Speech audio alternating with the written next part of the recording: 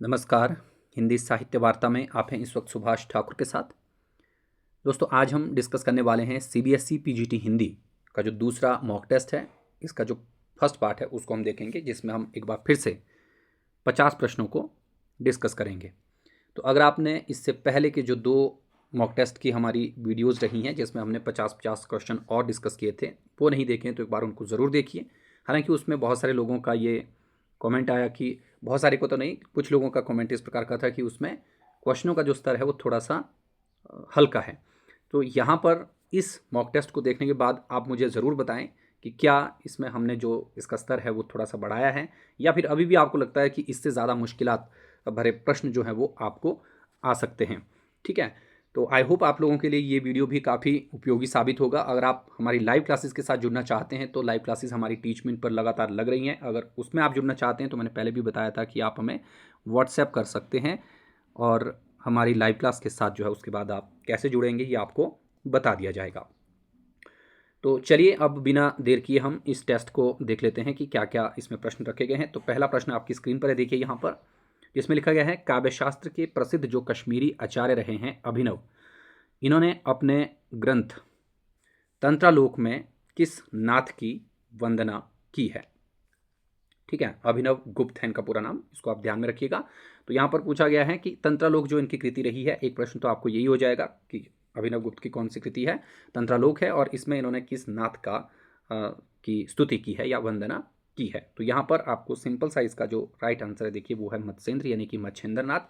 इनके बारे में इन्होंने बात की है, और इसे रत्न तंत्र का विश्वकोश भी कहा जाता है, जो ये आपका तंत्रालोक नामक ग्रंथ रहा। इसको आपने ध्यान रख लेना है। और अभिनव गुप्त के गुरु जो रहे वो 2-3 लोगों को इन्होंने माना, और 3 इन्होंने टीकाएं भी लिखी थी। वो कौन कौन सी टीकाएं थी और किन किन ग्रंथों पर रही, ये आप मुझे कमेंट सेक्शन में जाकर बता सकते हैं। इसके अलावा यहाँ पर जो नाथपंथी ये रहे हैं, इन नाथपंथियों के बारे में भी आपको थोड़ा थोड़ा ध्यान रखना है, चाहे वो आदिनाथ हैं, गोरखनाथ है, मत्स्येंद्र है, या फिर चरपटनाथ हैं। इनके बारे में कुछ सामान्य जानकारियां हैं जो आपको पूछी जा सकती हैं, तो थोड़ा सा आप उनको भी पढ़ के ज़रूर जाएं।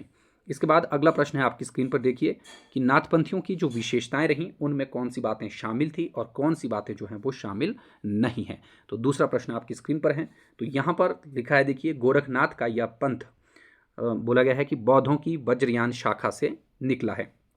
तो ये बिल्कुल ठीक बात है। आप सभी लोग जानते हैं कि जो बौद्ध रहे उनकी हीनयान और महायान, महायान यानी कि वज्रयान शाखा रही, उसी से ही पहले सिद्ध निकले, बाद में जो है नाथ आए। ठीक है, तो ये बात ध्यान रख लेनी है। गोरखपंथियों का मानना था जोई जोई पिंडे सोई ब्रह्मांडे। तो ये बात भी बिल्कुल सच है कि इनका मानना ये रहा कि जो जो पिंड में है वही ब्रह्मांड में है। गोरखनाथ की रचनाओं ने भक्ति काल की कई प्रवृत्तियों को जन्म दिया। तो ये बात भी बहुत महत्वपूर्ण है, क्योंकि आप देखते हैं कि भक्तिकालीन जो प्रवृत्तियां रहीं वो यहाँ से हमें काफ़ी ज़्यादा मिलती जुलती दिखाई देती हैं। तो ये तीनों ही प्रवृत्तियां यहाँ पर देखने को मिलती है। और चौथा है, हठ योगियों के रस सिद्धांत पद्धति ग्रंथ एक रहा है, उसके अनुसार ह का अर्थ सूर्य है और ठ का अर्थ चंद्र है। बिल्कुल सही बात है वैसे ये यहाँ से आगे वाली, ठीक है, कि ह का अर्थ इसमें क्या है, सूर्य है, और ठ का अर्थ जो है चंद्र रखा गया है। ये बात तो सही है। लेकिन यहाँ पर जो ये हठ योगियों का ग्रंथ रहा है वो रस सिद्धांत नहीं रहा, बल्कि इसे सिद्ध सिद्धांत पद्धति कहा जाता है। ये आपको यहाँ पर हल्का सा ध्यान रख लेना है, सिद्ध सिद्धांत। ठीक है, तो इसको आप देखेंगे, सिद्ध सिद्धांत पद्धति इनका ग्रंथ रहा। बाकी सारी बातें जो है नाथपंथियों के बारे में ठीक कही गई हैं। तो थोड़ा सा विवरणात्मक अगर आपने पढ़ना है तो थोड़ा सा डिटेल्ड आपके पढ़ के जाइए, क्योंकि ये वाला प्रश्न जो है थोड़ा सा वैसा ही रखा गया है कि इसमें विवरणात्मकता आपको दिखेगी वस्तुनिष्ठता की जगह। ठीक है, तो ये आप ध्यान में रखेंगे। नेक्स्ट यहाँ पर देखिए, मैथिली शरण गुप्त ने अपने साहित्यिक जीवन की अंतिम रचना के रूप में किस कृति को पूरा करना चाहा। तो जो मैथिली शरण गुप्त है, देखिए उनके बारे में बोला गया है। मैथिली शरण गुप्त द्विवेदी युगीन कवि रहे हैं, और ये द्विवेदी मंडल के कवियों में आते हैं, जिन्हें सामंजस्यवादी कवि भी बोला गया है, और आधुनिक युग का तुलसीदास भी कहा जाता है। ठीक है, और इसके साथ साथ आप देखते हैं कि इन्होंने सबसे ज़्यादा प्रबंधात्मक अगर ग्रंथ लिखे हैं तो वो मैथिली शरण गुप्त ही रहे हैं, और जिसके चलते द्विवेदी युग को आदर्श प्रबंधात्मकता का युग भी बोला गया था। तो ये सामान्य सी बातें हैं जिन्हें आप ध्यान में रखेंगे। तो यहाँ पर बोला गया है कि इनकी कौन सी ऐसी रचना रही जो साहित्यिक जीवन की अंतिम रचना के रूप में ये पूरा करना चाहते थे। तो यहाँ पर सिंपल सा इसका जो आंसर है, देखिए साकेत। इसका रचना वर्ष आपको बताना है कमेंट सेक्शन में। बहुत ही महत्वपूर्ण कृति है, और साकेत में कितने सर्ग हैं ये भी आप जरूर बताएं। इसके अलावा भारत भारती, यशोधरा और जयद्रथ वध भी इन्हीं की ही कृतियां रही हैं। ठीक है, तो ये हो गया इनके बारे में सामान्य सी चीज़ें जो आपको ध्यान में रखनी है। नेक्स्ट क्वेश्चन है, देखिए उच्चारण स्थान के आधार पर कंठ से लेकर मुख विवर में उच्चरित व्यंजन ध्वनियाँ जो रही हैं उनका सही अनुक्रम क्या होता है। तो ये आपको अब बताना है कि यहाँ पर जो हमारे उच्चारण स्थान है कंठ से लेकर के मुख विवर में कैसे कैसे वो आते हैं, किस क्रम में आते हैं। ठीक है, तो यहाँ पर देखिए सबसे पहले आएगा आपका कंठ, उसके बाद आता है तालु, तालु के बाद आता है दंत, दंत के बाद आता है फिर बाद में आपका ओष्ठ्य। ठीक है, जैसे कंठोष्ठ्य ध्वनियाँ, तालव्य ध्वनियाँ, ठीक है, फिर वैसे ही आपकी दंत्य और लास्ट में ओष्ठ्य ध्वनियाँ। ठीक है, इनको आप याद रखें, यहाँ पर महत्वपूर्ण है ये।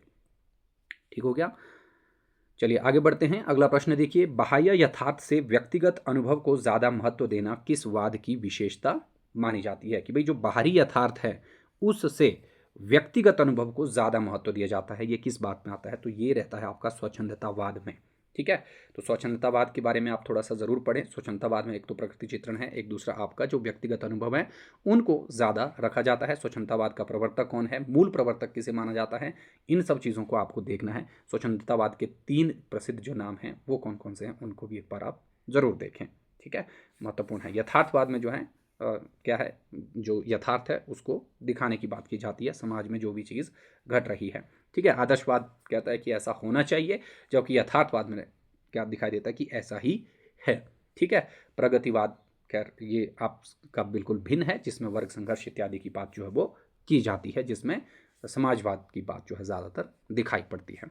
ठीक है, तो इनको भी आप थोड़ा थोड़ा जानें, जो भी आपके विविध ये वाद रहे हैं। ठीक है, महत्वपूर्ण बातें हैं, थोड़ा सा आपको इसको जानना है। नेक्स्ट आता है, कामायनी के संदर्भ में असंगत कथन कौन सा है। तो यहाँ पर बोला गया है कि जो कामायनी रही उसके बारे में जो असंगत कथन है वो कौन सा है, इसको आपको बताना है। ये एक छायावादी प्रतीकात्मक महाकाव्य है, बिल्कुल सही बात है। अब सभी लोग जानते हैं कि इसका प्रत्येक पात्र जो है वो किसी न किसी का प्रतीक है।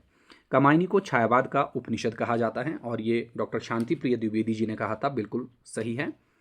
कामायनी में प्रलय के बाद सृष्टि के रचनाक्रम में उर्वशी व पुरूरवा के पारस्परिक सहयोग की भूमिका को पौराणिक, सांस्कृतिक एवं दार्शनिक धरातल पर प्रस्तुत किया गया है। देखिए यहाँ पर उर्वशी और पुरूरवा नहीं है, बाकी सारी लाइन ठीक है। तो कामायनी में आप लोग जानते हैं कि उर्वशी और पुरूरवा नहीं है, बल्कि मनु और श्रद्धा 2 पात्र आते हैं जिनका बारे में ये बातें रहेंगी।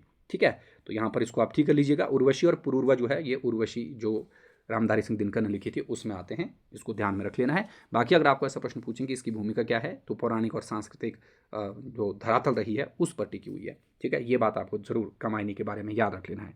इस महाकाव्य में प्रसाद ने रति एवं निर्वेद नामक 2 भावों का सुंदर व सफल प्रयोग किया है, ये बात भी बिल्कुल सही है।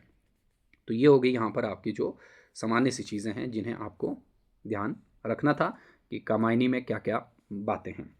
चलिए नेक्स्ट देखते हैं। इसके बाद जो अगला प्रश्न आता है, सरोज स्मृति में निराला ने अपनी पुत्री को किस वर्ष में प्रवेश करते ही जीवन रूपी सागर से पार करने की बात की है। ठीक है, पुत्री की आएगा, शायद इस तरीके से प्रश्न बनेगा कि सरोज स्मृति में निराला ने अपनी पुत्री की किस वर्ष में प्रवेश करते ही जीवन रूपी सागर से पार करने की बात जो है वो की है। तो ये बताई गई है जी, देखिए आपका 19 वर्ष।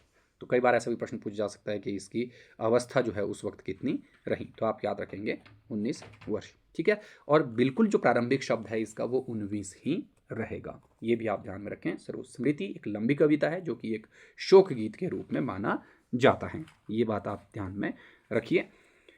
नेक्स्ट यहाँ पर देखिए, मित्रवर विजय होगी न समर, यह नहीं रहा नर वानर का राक्षस से रण, राम की शक्ति पूजा कविता में आया यह कथन किसका है। तो देखिए जब विभीषण जो है कहते हैं, विभीषण का संवाद खत्म होता है आपका राम की शक्ति पूजा में, उसके बाद जो कथन है जो राम कहते हैं, उस वक्त ये बात कही है जब महाशक्ति जो है वो किसका साथ दे रही होती है, अन्याय का साथ दे रही होती है, उस वक्त जो है राम का ये कथन यहाँ पर रखा गया है। इसलिए इसको आप यहाँ पर ध्यान में रखें, महत्वपूर्ण कथन हो सकता है ये, लेकिन ये कथन किसका है, ये राम का कथन है, ये बात भी आपको ध्यान में रखनी थी। ठीक है, राम की शक्ति पूजा भी लंबी कविता रही और ये आधुनिक लंबी कविताओं में सबसे श्रेष्ठ लंबी कविता मानी जाती है, इस बात को भी आपने ध्यान में रख लेना है। नेक्स्ट क्वेश्चन है, दामोदर पंडित ने उक्ति व्यक्ति प्रकरण में किस भाषा के रूप को प्रयुक्त किया है। तो यहाँ पर देखिए, यहाँ जो आपका दामोदर पंडित रहे उनकी जो भाषा रही वो रही कोसली। ये आपको ध्यान में रख लेनी है। संध्या भाषा ये तो सिद्धों की भाषा रही। दखनी हिंदी जो है जो आपके शुरुआती नाम रहे ख्वाजा बंदा निवाज गेसूद्राज वगैरह उन्होंने रखी, ठीक है। ब्रजबुली जो है ये आपका अलग से रहेगा, ठीक है। तो ये आप ध्यान में रखें। नेक्स्ट है यहाँ पर देखिए अगला प्रश्न, फोर्ट विलियम कॉलेज किसकी रचना है। अब यहाँ पर प्रश्न है कि फोर्ट विलियम कॉलेज के नाम से क्या किसी ने ग्रंथ भी लिखा, तो ये लक्ष्मी सागर वार्षण ने लिखा था। ये बात भी आप ध्यान में रखिए। फोर्ट विलियम कॉलेज से संबंधित जुड़े कुछ अन्य तथ्य हैं, उन तथ्यों को भी आपने ज़रूर ध्यान रखना है। तो इसने चाहे वो गिलक्राइस्ट है, चाहे लल्लू लाल है, सदल मिश्र हैं, उन सब के बारे में लिखा है। और जितने भी इसमें भाषा मुंशी के अलावा जो यहाँ पर विभागाध्यक्ष रहे हिंदी के, उनके बारे में भी बात की है, जिसमें सबसे महत्वपूर्ण जो नाम आता है एक विलियम प्राइस का, जिसने हिंदुस्तानी के स्थान पर जो है हिंदी शब्द को इस्तेमाल करने की बात की थी, ठीक है। तो ये बात आप यहाँ पर ध्यान में रखें, ठीक है। तो इसको याद रखिएगा। ये हो गया आपका फोर्ट विलियम कॉलेज। नेक्स्ट यहाँ पर देखिए, मैथिली संविधान की 8वीं अनुसूची में शामिल भाषाएं, ये स्थापना के तौर पर रखा गया है। और तर्क इसका है कि इसके शामिल होने से हिंदी भाषियों की संख्या में वृद्धि हुई। तो यहाँ पर बोला गया कि मैथिली संविधान की 8वीं सूची में शामिल भाषा है, बिल्कुल सही बात है, लेकिन इसके शामिल होने से हिंदी भाषियों की संख्या में वृद्धि हुई ऐसा नहीं है, क्योंकि मैथिली तो अपने आप में एक अलग भाषा है, ठीक है। तो ए सही है और आर यहाँ पर क्या हो जाएगा आपका गलत हो जाएगा। इस बात को ध्यान में रखिए। स्थापना और तर्क वाले प्रश्न भी अगर आपको लगता है कि पूछे जा सकते हैं तो थोड़ा सा आपको पढ़ना तो वैसे ही पड़ेगा जैसे आप पहले से पढ़ते आ रहे थे। बस सिंपल सा आपको यहाँ पर एक प्रश्न जो है वो रखा गया है कि इसको आप कैसे देखते हैं, ठीक है। नेक्स्ट क्वेश्चन है देखिए, जब आदमी एक जगह धोखा खाता है तो उसे लगता है सब जगह धोखा ही धोखा है, पर ऐसा होता नहीं है। आपका बंटी उपन्यास में आया यह कथन किस पात्र का है। अब देखिए, आपका बंटी जो उपन्यास रहा, एक तो उसके बारे में आप जानें कि उसके प्रसिद्ध पात्र कौन कौन से हैं, तभी जो आप चीज़ों को देखेंगे। अगर आप मोटे मोटे तौर पर उसको पढ़ रहे हैं तो ठीक है, नहीं पढ़ रहे हैं तो फिर आपको वो पढ़ने की ज़रूरत हो सकती है। सिर्फ वही नहीं, जो भी मुख्य मुख्य उपन्यास रहें। तो अगर किसी को ये लगता है कि जो पीजीटी का एग्ज़ाम हमारे एचपीपीएससी ने पहले करवाया था उसके अकॉर्डिंग आपका सिलेबस रहने वाला है, कुछ लोग ये कयास लगा रहे हैं, तो उनको ध्यान में रखते हुए भी ये क्वेश्चन बनाने की कोशिश अभी मैंने की है कि कुछ इस तरीके से भी आपको जो है वो किया जाए, ठीक है। तो यहाँ पर बोला गया है कि जो आपके उसमें जो आपका एचपीपीएससी पीजीटी हिंदी का एग्ज़ाम हुआ था, देखिए उसमें जो सिलेबस में शामिल आपके उपन्यास है, नाटक है, निबंध हैं, है ना, उनके आधार पर थोड़ा सा प्रश्नों को देखते रहिए साथ साथ में। अगर आपको ऐसा लग रहा है कि उसी की तरह या उसी की तर्ज पर आ सकता है तो तब करके ये प्रश्न यहाँ पर वैसे बने हैं, ठीक है। तो यहाँ पर ये बोल रहा है कि आदमी एक जगह धोखा खाता है तो उसे लगता है कि सब जगह धोखा ही धोखा है, लेकिन ऐसा होता नहीं है। ये बात किसने कही है, तो ये आपका जो वकील चाचा है, देखिए उसका कथन इसमें आता है। तो ऑप्शन नंबर बी इसका सही होगा, है ना, इसको आप ध्यान में रखें। नेक्स्ट है यहाँ पर, मेला आंचल उपन्यास की भाषा पर किसका प्रभाव रहा। तो आप सभी लोग जानते हैं मेला आंचल फणीश्वरनाथ रेणु की कृति रही है और ये मिथिलांचल वगैरह के आसपास की बात हो रही है। तो यहाँ पर उसी से ध्यान रख लेना था आपको, मैथिली, ठीक है। तो इसका राइट आंसर हो जाएगा आपका मैथिली। मेलांचल कब लिखा गया था ये ध्यान में रखिए। मेलांचल के पात्रों को याद रखिए क्योंकि वो भी शामिल है, चाहे वो आपका यूजीसी नेट का पाठ्यक्रम हो या फिर कोई और चीज़ हो, ठीक है। वहाँ पर ये इसको याद रखा गया, पीजीटी में भी इसको शामिल किया गया है, ठीक है। तो ये कुछ मुख्य मुख्य हैं जिन्हें ध्यान रखना है आपको, ओके। नेक्स्ट यहाँ पर, तमस उपन्यास के द्वितीय खंड में सम्मिलित प्रकरण कितने हैं, ठीक है। तो तमस उपन्यास का जो दूसरा खंड है, देखिए उसमें ये हो रहा है कि कितने प्रकरणों को रखा गया है।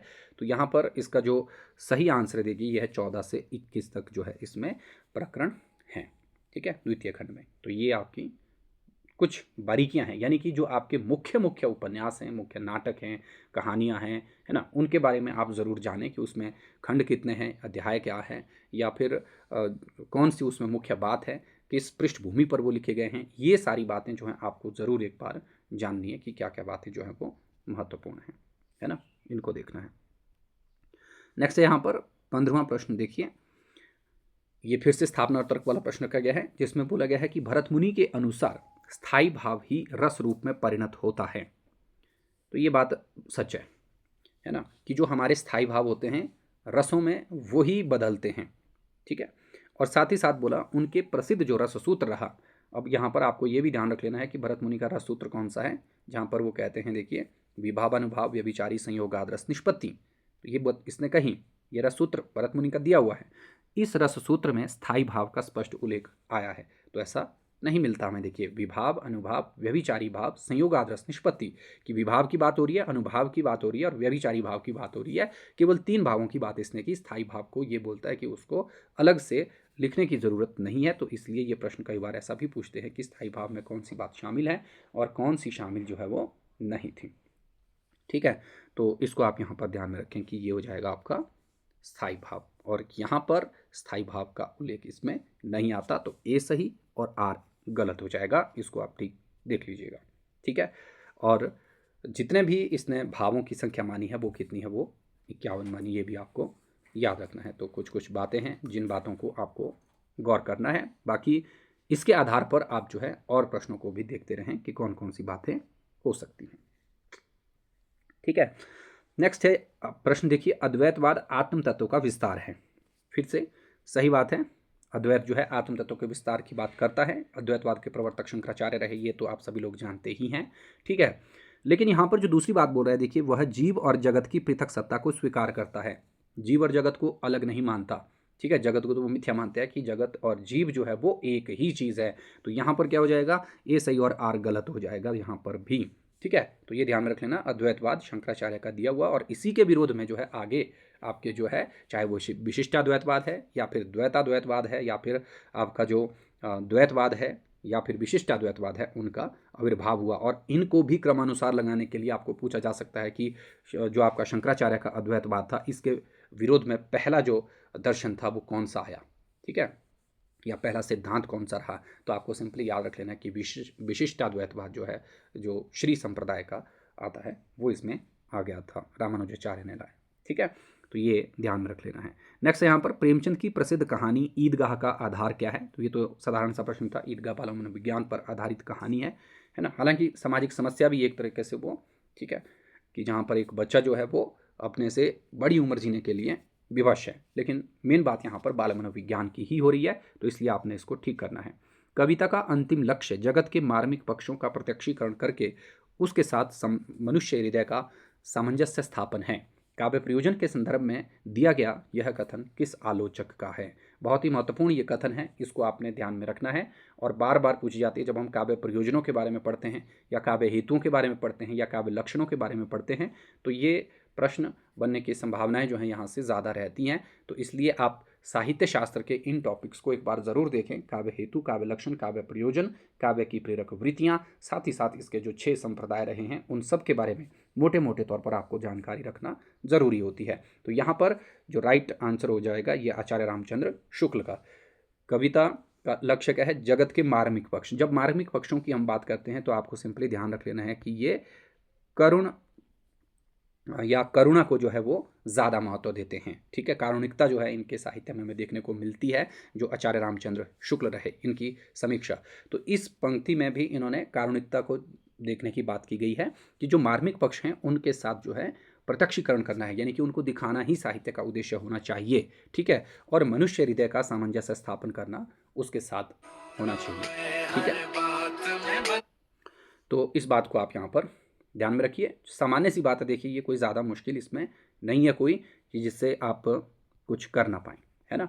थोड़ा सा देखना, मैथिली शरण गुप्त ने भी बोला था काव्य प्रयोजन के संदर्भ में, देखिए, कि केवल मनोरंजन न कवि का कर्म होना चाहिए, उसमें उचित उपदेश का भी मर्म होना चाहिए।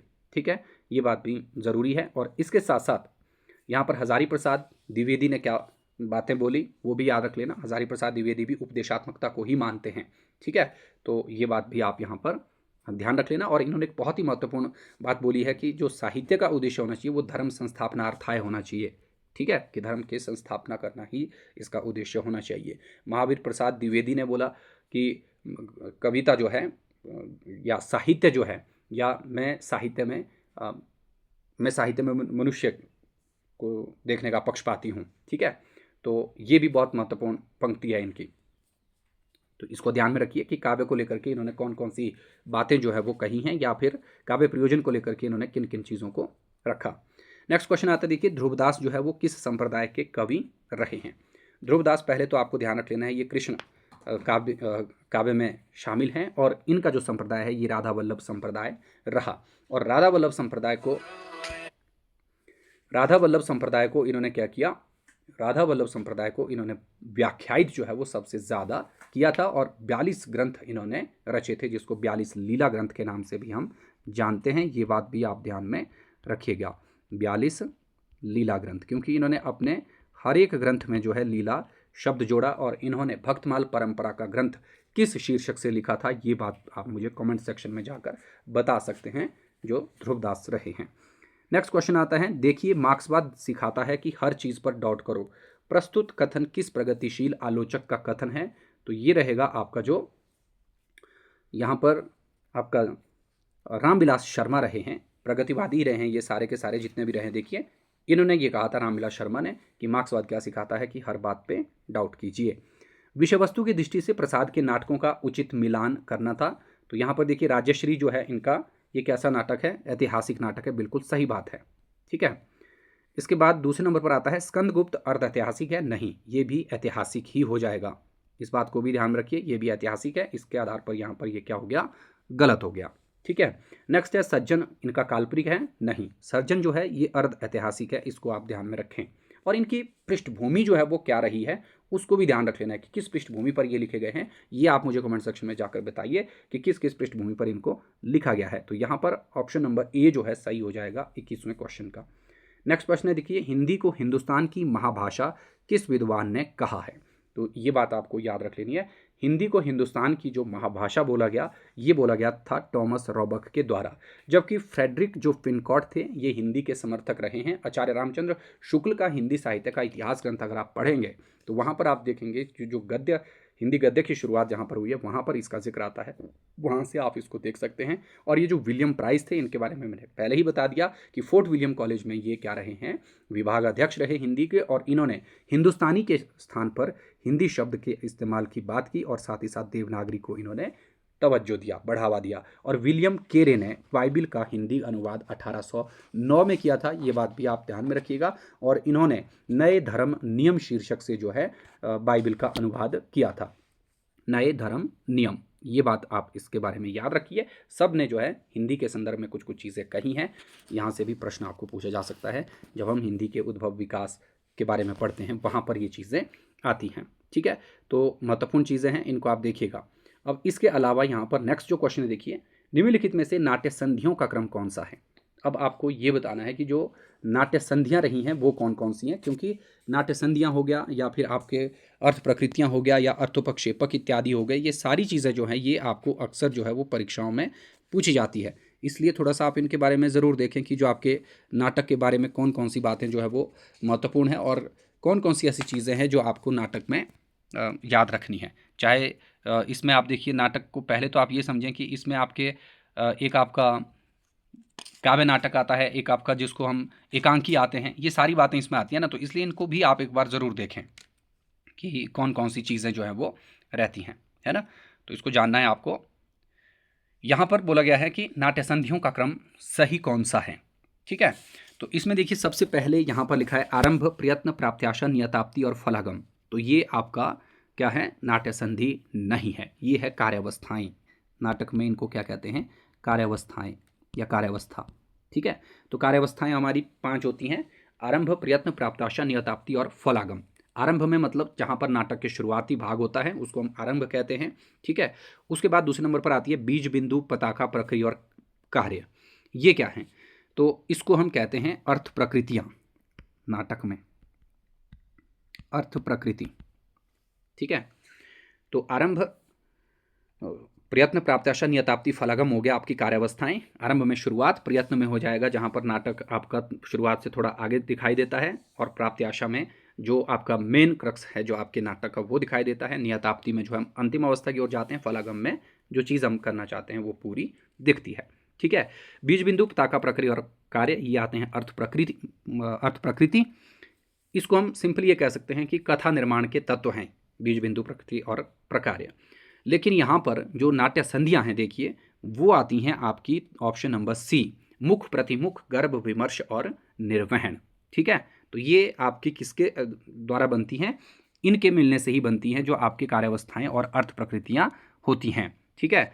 तो इसको आप यहाँ पर ध्यान में रखें। जैसे मुख है, देखिए आपका इसमें क्या रहता है? आपका बीज और आरंभ, ये दो आपस में मिलेंगे तो मुख बनेगा। प्रयत्न और बिंदु आपस में मिलेंगे तो प्रतिमुख बनेगा, प्राप्त्याशा और प्रताका मिलेंगे तो गर्भ मिलेगा। ठीक है। और विमर्श के लिए क्या चीज़ हो जाएंगी फिर, नियताप्ति और प्रकरी। फलागम और कार्य का मतलब हो गया निर्वहन। तो नाट्य संधियाँ आपकी 5 आती हैं, ये भी आप ध्यान में रखें। ठीक है, मुख, प्रतिमुख, गर्भ, विमर्श और निर्वहन, इनको याद रखिए। लास्ट में आता है आपका विष्कंभक, प्रवेशक, चूलिका, अंकास्य और अंकावतार। इन्हें हम कहते हैं अर्थोपक्षेपक। अर्थोपक्षेपक यानी कि कुछ चीज़ें हम मंचन के जरिए या नाटक में दिखा नहीं पाते, उनको हम केवल सूचित करते हैं, तो ये सूच्य भी कहलाते हैं। इनको आप ध्यान में रखें, अर्थोपक्षेपक को ही सूच्य कहा जाता है। नाटक के बारे में ये चीज़ें ध्यान रख लेनी है। और एक और चीज़ आती है नाटक के संदर्भ में कि आलोचकों ने या समीक्षकों ने नाटक को क्या माना है।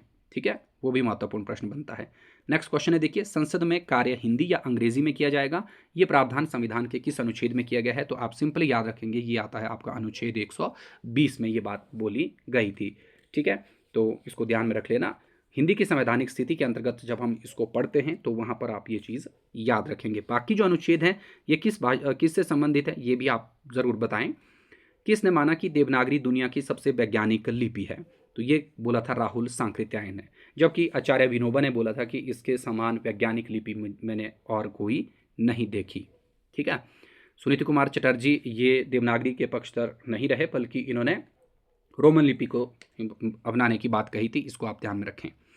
प्रमुख जो संत कवि दादू दयाल रहे, उनका सत्संग स्थल किस नाम से जाना जाता है? नेक्स्ट क्वेश्चन है, देखिए, तो ये अलख दरीबा के नाम से जाना जाता था, इसको आप ध्यान में रखना। ठीक है, तो ये महत्वपूर्ण है। बाकी जो स्थल हैं ये किससे संबंधित है, ये आपको बताने हैं, ये काम के हैं, है ना। तो संत काव्यधारा के जो भी कवि आए हैं वो कहाँ कहाँ पर रहे, किस स्थल में, उससे भी आप ध्यान में रखिएगा।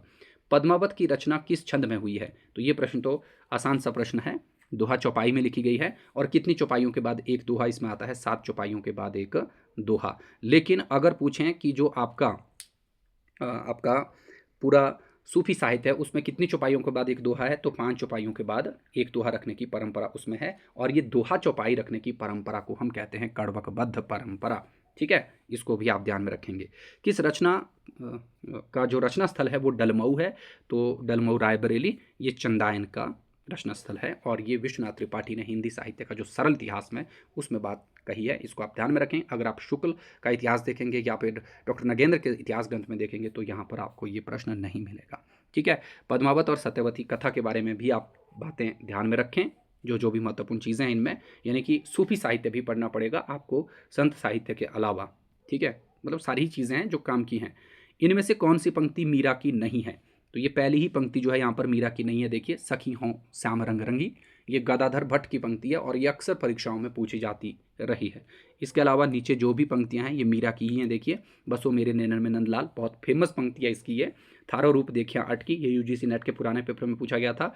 मन रे परसी हरि के चरण, ये पंक्ति भी इनकी रही है। ठीक है, नेक्स्ट क्वेश्चन है 30वां, निम्नलिखित में से किसने नक्षिक शीर्षक से, ऐसा प्रश्न एक बार जरूर पूछा जाता है, तो यहाँ पर आसान था ये क्वेश्चन भी। बिहारी ने तो एक ही रचना रची थी, बिहारी सतसई, तो बाकियों ने लिखा है। ठीक है, हालांकि इतना आसान आपको नहीं बनेगा, मैंने जानबूझ के ये प्रश्न डाला था कि आप देखें, समझें इस चीज़ को। ठीक है, इसको थोड़ा सा आपको जानना है। शुक्ल ने चुना हुआ गुलदस्ता किसे कहा है? तो ये मुक्तक को कहते थे और ये बिहारी सतसई के कारण ही इसने उसको कहा था। और इनकी पूरी पंक्ति आती है कि यदि प्रबंध काव्य एक चुना हुआ गुलदस्ता है, प्रबंध काव्य एक विस्तृत वनस्थली है, तो मुक्तक एक चुना हुआ गुलदस्ता है। ये बात इन्होंने कही थी, इसको आप ध्यान में रखिएगा।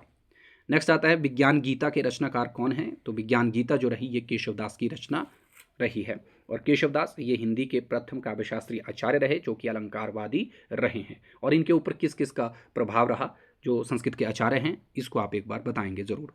अंधेर नगरी नाटक के अंतिम अंक का नाम क्या है? तो ये शमशान है। इसका जो प्रथम अंक है देखिए ये बाह्य प्रांत है।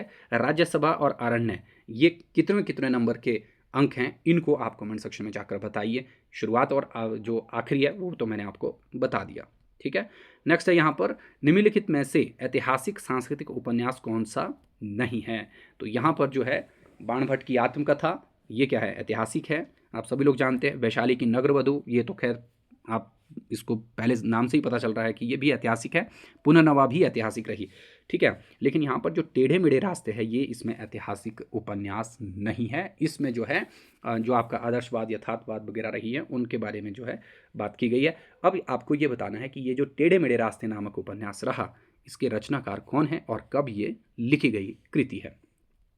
नेक्स्ट क्वेश्चन है 35वां, किसने माना कि नई कविता में समग्र मनुष्य की बात नहीं की गई है वरन मनुष्य के समग्र अनुभव खंडों को संयोजित किया गया है। तो नई कविता के बारे में यहाँ पर बात हुई है, जो प्रयोगवाद और नई कविता आता है देखिए आंदोलन, उसके संदर्भ में बोला गया है यहाँ पर। तो रामचंद्र शुक्ल यहाँ पर नहीं होगा, जो लोग रामचंद्र शुक्ल की तरफ ही जाते हैं तो ये ध्यान रखें नई कविता तक तो शुक्ल जी थे ही नहीं। ठीक है, तो ये रामस्वरूप चतुर्वेदी ने बात कही है। हालांकि अज्ञेय और मुक्तिबोध ने नई कविताओं के बारे में कहा। जो ये नई कविता नाम है ये भी अज्ञेय का दिया हुआ है, लेकिन ये कथन यहाँ पर किसने बोला, ये रामस्वरूप चतुर्वेदी ने बोला था। इस बात को आप याद रखिए।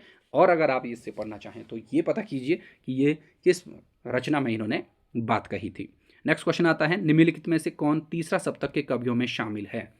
तो तीसरा सप्तक में देखिए यहाँ पर मदन वात्सायन है, इसको ध्यान रखना है आपको। जो स्वदेश भारती हैं ये चौथे सप्तक में आते हैं। हरिनारायण घनश्याम व्यास ये दूसरे सप्तक में है और गिरिजा कुमार माथुर ये जो है तार सप्तक के कवियों में शामिल हैं, इनको ध्यान रखना है। नेक्स्ट क्वेश्चन है, नीत्शे का संबंध किस विचारधारा से है। जो पाश्चात्य चिंतक हैं इनको आपको जानना है, तो ये रहे अस्तित्ववादी। ठीक है, इसको देखिएगा कि मनोविश्लेषणवाद में कौन आते हैं, कलावादियों में कौन कौन से आते हैं और जो बाकी हैं उनमें कौन कौन नाम हैं। ठीक है, तो इसको देखना है। चंद्रधर शर्मा गुलेरी के संदर्भ में एक कथन आता है कि ये जैसे धुरंधर पंडित थे वैसे ही सरल और विनोदशील प्रकृति के थे। ये किसने बोला इनके बारे में, तो ये बात रामचंद्र शुक्ल ने कही है। जब हम निबंध साहित्य और गद्य साहित्य की बात करते हैं वहाँ पर इन्होंने इनके बारे में कही थी ये बातें। और चंद्रधर शर्मा गुलेरी के कौन कौन से निबंध हैं इनको भी आप एक बार ज़रूर बताइएगा। नेक्स्ट क्वेश्चन है, किस लेखक का नाम त्र्यंबक वीर राघवाचार्य था। तो ये है रांगेय राघव का। इन बाकियों के क्या क्या नाम रहे हैं वो भी महत्वपूर्ण है। तो इनके उपनाम हो गए या फिर इनकी जो उपाधियां रही हैं इनको आप एक बार ज़रूर देखें, यहाँ से भी प्रश्न आपको पूछा जा सकता है, ये नाम भी महत्वपूर्ण है। और रांगे राघव के बारे में आपने ये बताना है कि रांगे राघव किस प्रकार के उपन्यासकार रहे, ये आप बताइए कमेंट सेक्शन में जाके। नेक्स्ट है, पहले मैं सन्नाटा बुनता हूँ किसकी काव्यात्मक कृति है। यहाँ पर आपको पता चल गया कि ये काव्यात्मक ग्रंथ है और ये किसका है, ये है आपका जो अज्ञेय रहे हैं इनका। ठीक है, कब लिखा गया था इसको आप बताइए। और बाकियों के भी आपने पढ़ने हैं, चाहे वो अग्रवाल हो चाहे मुक्तिबोध हो, इनको भी पढ़िए कि इनके काव्य ग्रंथ जो हैं वो कौन कौन से रहे। नेक्स्ट क्वेश्चन है, दलित आत्मकथा। अब देखिए दलित आत्मकथा, तो यहाँ पर पिता से मिले सपने, ये दलित आत्मकथा है, बराक ओबामा के द्वारा लिखी गई। मेरी हकीकत, मुंगेकर नाम से आता है, एक नाम आता है मुंगेकर, पूरा नाम अभी मुझे ध्यान नहीं आ रहा है, आप इसका एग्जैक्ट नाम मुझे बता दीजिएगा। ठीक है, और जो मुर्दैया है, मुर्दैया के लेखक जो हैं ये देखिए, ये आप सभी लोग जानते हैं तुलसीराम है और ये इनकी आत्मकथा का जो पहला पार्ट है। ठीक है, इसका दूसरा पार्ट किस नाम से है वो भी एक बार ज़रूर बताएं, वो भी आपके काम का हो सकता है। यानी कि ये सारी ही जो हैं वो दलित आत्मकथाएं रही हैं। और यहाँ से भी प्रश्न आता है, देखिए चाहे वो दलित उपन्यास हो या फिर आपका दलित आत्मकथा हो, ज़रूर यहाँ से प्रश्न बनता है, इसलिए इसको ध्यान में रखिए। धर्मवीर भारती की रचना ठेले पर हिमालय किस विधा की रचना है, तो इसको आपने ध्यान रखना है। ये जो है आपका जो आपका धर्मवीर भारती की रचना है, देखिए यह है संस्मरणात्मक निबंध वैसे। ठीक है, तो संस्मरण के अंतर्गत आप इसको ध्यान में रखिए। धर्मवीर भारती की ठेले पर हिमालय कब ये लिखी गई थी ये आप एक बार ज़रूर बताइए। नेक्स्ट है यहाँ पर विनोद कुमार शुक्ल के जो उपन्यास रहे हैं, ठीक है, उनको क्रमानुसार रखने को बोला गया हुआ है। ठीक है, विनोद कुमार शुक्ल का जो उपन्यास रहे वो, अभी विनोद कुमार शुक्ल बहुत फेमस भी रहे, पीछे देखिए जिनके उपन्यास भी चले, जो आपका दीवार में एक खिड़की रहती थी, बहुत फेमस कृति। ठीक है, तो यहाँ पर जो है राइट आंसर क्या हो जाएगा, नौकर की कमीज, जो सबसे पहले रहा 1979 में।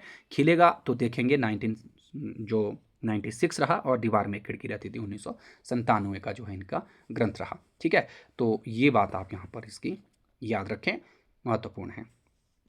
ओके, तो पूछा जा सकता है इनके उपन्यासों को क्रमानुसार रखिए।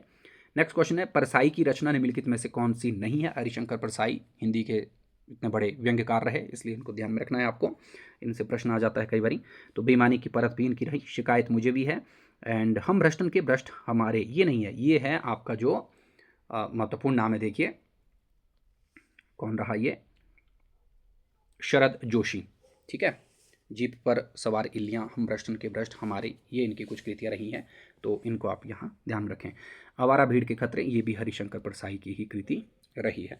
तो ये इनकी कुछ महत्वपूर्ण रचनाएं होंगी जिन्हें आपको ध्यान रखना है।